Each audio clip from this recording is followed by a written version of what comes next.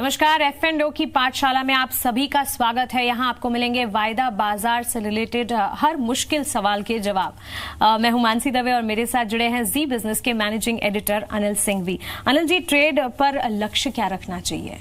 Target जी, ज्यादा से ज्यादा जितना कमा पाओ पूरा लूट लो एक ही दिन में।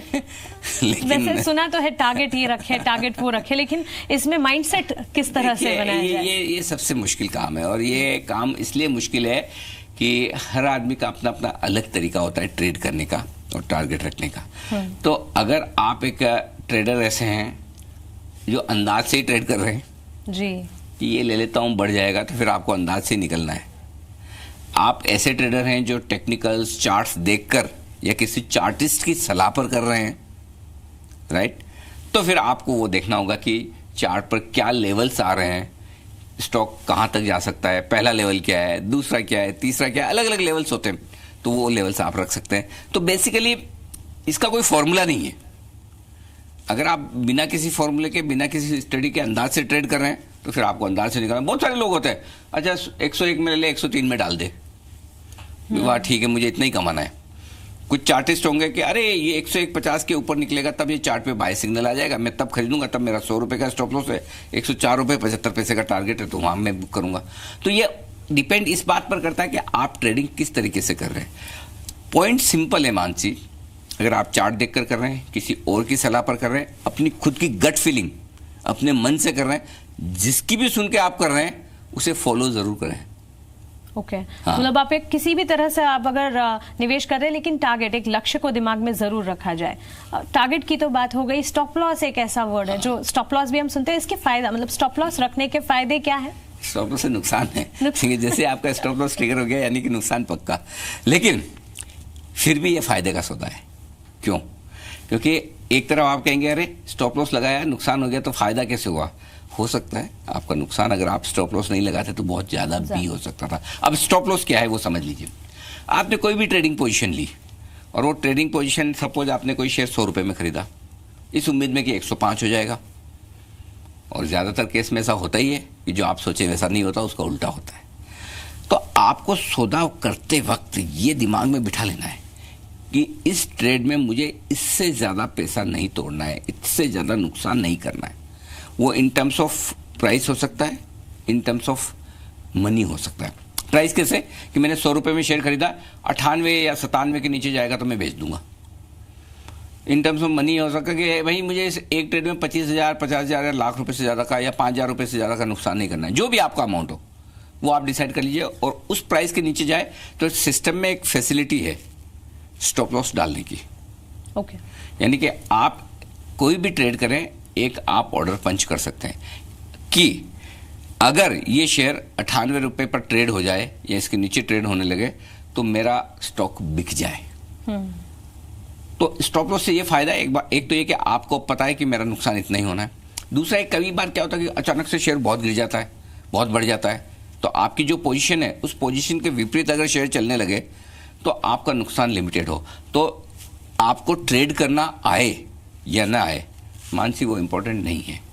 इंपॉर्टेंट सबसे ज्यादा वायदा कारोबार के ट्रेडर्स के लिए है आपको स्टॉप लॉस लगाना और उसे डिसिप्लिन से फॉलो करना, ये पहले सीखना चाहिए। अच्छा, तो ये कह सकते हैं रिस्क लेना सही है, लेकिन जितना रिस्क हम लेना चाहते हैं वो स्टॉप लॉस और टारगेट से डिराइव होना चाहिए कि आपको कितनी रिस्क लेनी है, ये पहले पता कर लीजिए हर एक ट्रेड में, और उस ट्रेड में फिर उतना आपको डिसिप्लिन से लगाना ही लगाना है। क्योंकि क्या होता है मैं बताऊं आपको, अगर एक आपने सोचा कि 100 का 98 हो जाएगा तो मैं स्टॉप लॉस लगा लूंगा, लेकिन सिस्टम में डालते नहीं है, आएगा तब देखूंगा ना, फिर आपको देखता थोड़ी देर और इंतजार करूं, पता चला वो 98 से 96 हो गया, 95 हो गया, फिर धीरे धीरे जब वो लॉस बढ़ने लगता है ना तो ट्रेडर क्या सोचता है, अरे वापस ऊपर आएगा, कभी तो आएगा।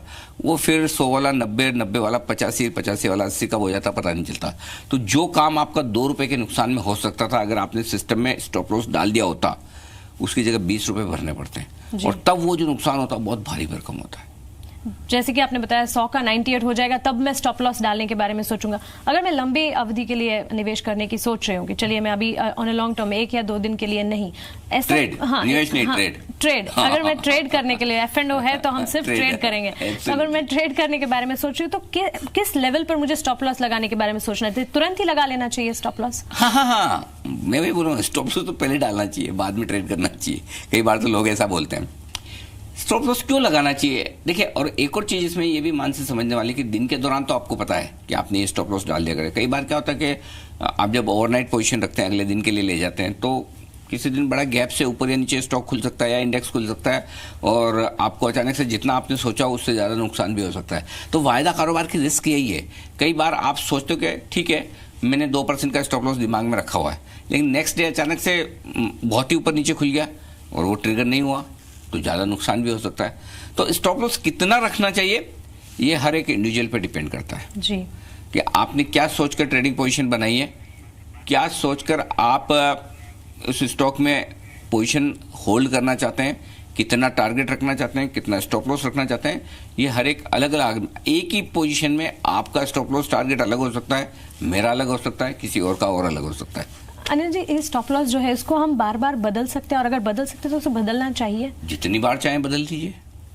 आपका स्टॉप मेरी लॉस गट फीलिंग मुझे कहती है कि यहाँ पे बढ़ेगा, और हम कई बार एक शब्द का इस्तेमाल करते हैं और उसको कहते हैं ट्रेलिंग स्टॉप लॉस। जी, ट्रेलिंग स्टॉप लॉस क्या है? ट्रेलिंग मतलब ट्रेल करते रहे, यानी पीछे पीछे चलते रहे जी, उसको ट्रेल करना कहते हैं। स्टॉप लॉस तो पता ही है आपको। वो कब होता है? जब आपने कोई ट्रेडिंग पोजीशन ली और वो आपके फेवर में, सपोज आपने कुछ खरीदार बढ़ रहा है वो, या आपने कुछ बेचा है और वो घट रहा है, तो आपको पैसा बन रहा है, आपका कॉन्फिडेंस बढ़ जाता है। आपके पास दो तरीके हैं, या तो आपका टारगेट आया और आपने सोचा कि मैं प्रॉफिट बुक कर लूँ। दूसरा तरीका ये नहीं, मैं अभी प्रॉफिट बुक नहीं करूँगा, मेरा ट्रेड फेवरेबल हो रहा है। कई बार लोग कहते भी है टेक्निकल टर्म्स में भी कि जब आपका प्रॉफिट बन रहा हो तो पूरा लीजिए, लॉस आ रहा हो तो छोटा सा कर लीजिए। तो मैं क्या ऐसा करूं जिससे मेरा प्रॉफिट और बनने की संभावना है तो बनता रहे और नुकसान सीमित हो। तो जो समझिए आपने 100 रुपये में कोई शेयर खरीदा, उसका दाम 103 हो गया, आपने टारगेट रखा था 104 का, तो अब आप क्या करेंगे कि स्टॉप लॉस आपने 98 का रखा था, क्या मैं अपना स्टॉप लॉस आगे बढ़ाकर 100 रुपये कर लूँ, 101 कर लूं, 102 कर लूं, ताकि कम से कम मेरा प्रॉफिट बचा रह जाए या मेरा प्रिंसिपल का नुकसान ना हो। क्योंकि आपका जो 100 वाला 103 हुआ, हो सकता है वापस वो 100 भी हो जाए, वापस 98 भी हो जाए और पता चला आपका स्टॉप लॉस ट्रिगर हो गया। कहाँ आपको 3 रुपए का मुनाफा मिलना था, उसकी जगह 2 रुपए का नुकसान हो गया। तो इसके लिए आपको ये करना चाहिए कि अपने स्टॉप लॉस को धीमे धीमे ऊपर की तरफ शिफ्ट करते रहें ताकि आपका प्रॉफिट प्रोटेक्ट रहे, नुकसान ना हो। अच्छा, और चाहे लॉन्ग टर्म हो या शॉर्ट टर्म हो, टारगेट और स्टॉप लॉस मेंटेन हाँ, आपके टारगेट आपको बदलिए, टारगेट नहीं बदलने तो स्टॉप लॉस बदलती चलिए। तो टारगेट और स्टॉप लॉस वायदा बाजार के एक अहम नियम है, ये हमने इस बार जाना। आगे ऐसे ही कॉन्सेप्ट्स लेके आएंगे, आप बने रहे हमारे साथ। नमस्कार।